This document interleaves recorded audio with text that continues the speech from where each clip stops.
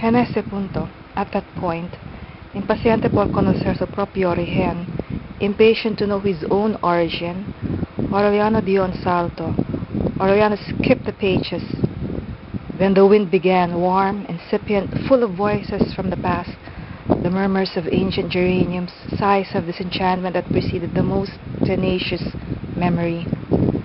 He didn't notice it because at that moment he was discovering the first hint of his own being in a lascivious grandfather who let himself be frivolously dragged along a hallucinated plateau in search of a beautiful woman who would never make him happy.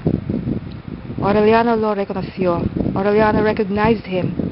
He pursued the hidden paths of his descent, and he found the moment of his own conception. Among the scorpions and the yellow butterflies, in a sunset bathroom where a mechanic satisfied his lust on a woman who was giving herself out of rebellion.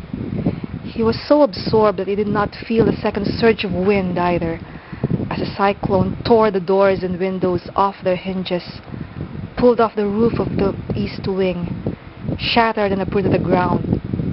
Only then did he discover that Amaranta Ursula was not his sister but his aunt, and that Sir Francis Drake had attacked Riohacha only so that they could seek each other through the most intricate labyrinths of blood, until they would engender and give birth to the mythological animal that was to bring his line, to an end.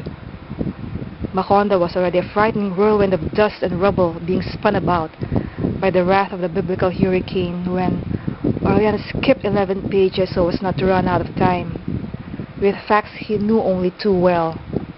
And he began to decipher the moment that he was living, deciphering it as he lived it, prophesying himself in the act of deciphering the last page of the parchments, as if he were looking into a moving glass.